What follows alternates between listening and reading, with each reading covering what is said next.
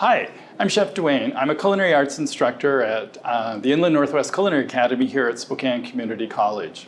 And about 25 years ago, I was diagnosed with minimal change disease. My kidneys weren't filtering correctly and I was spilling a ton of protein. Over the course of about 4 months, I saw 4 nephrologists, and only one of them ever kind of gave me a hint about diet and said that animal protein is kind of hard on your kidneys and you might want to cut back on that. And like a good patient, I didn't listen to her for about 6 more months. And while I was being treated for minimal change disease, I transitioned into FSGS, the scarring of your kidneys. And my GFR actually kept decreasing while I was being treated for minimal change disease, and I bottomed out at a GFR of 13, which, if any of you know, once you reach 15, you're considered a dialysis or a transplant patient.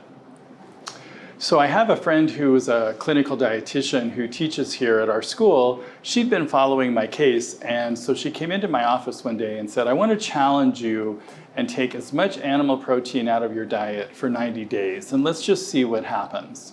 So I said, okay, clarified the rules, no animal meat, no meat, fish, chicken, no cheese, no eggs, no dairy, and I said, okay, I got the rules. But she said, I want you to take the weekend and eat what you want. Well, I heard the dietitian say, eat as much as I want. So my first weekend of eating meat before I go to a plant-based diet, I decided Friday night I was tired and ordered 2 large pepperoni pizzas with extra cheese because I heard the dietitian say I could eat that. Well, needless to say, at about 2 o'clock in the morning, I was very, very sick. My kidneys were not doing well. I felt terrible.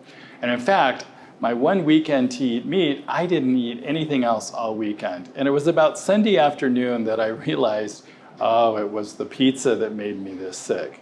So Monday morning, I was pretty motivated to try this new diet. And what amazed me about a plant-based diet was, for me, within 2 weeks of taking as much animal protein out of my diet as possible, I was actually able to start feeling better. And all the medication I was on for 18 months prior to that never made me feel as good as being on a plant-based diet.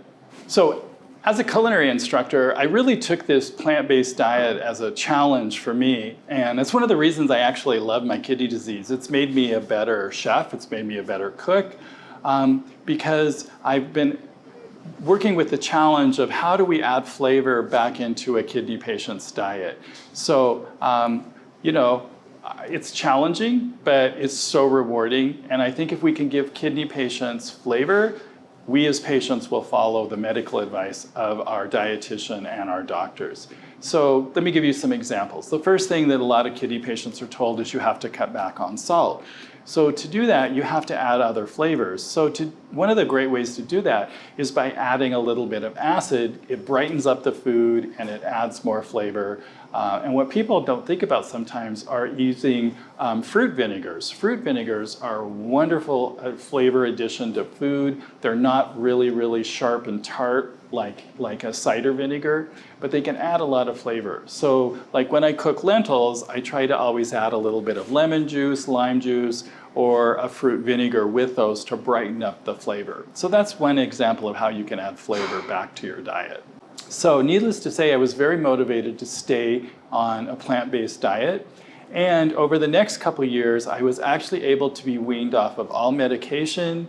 My GFR was raised to 98, and I have been in remission for nearly 20-some years now. And I contributed most of this to my actual diet. So I'm a really strong believer in that plant-based diets have an impact on our kidneys, and we've got to be nice to our kidneys. And one of the ways to do that is the power of plants.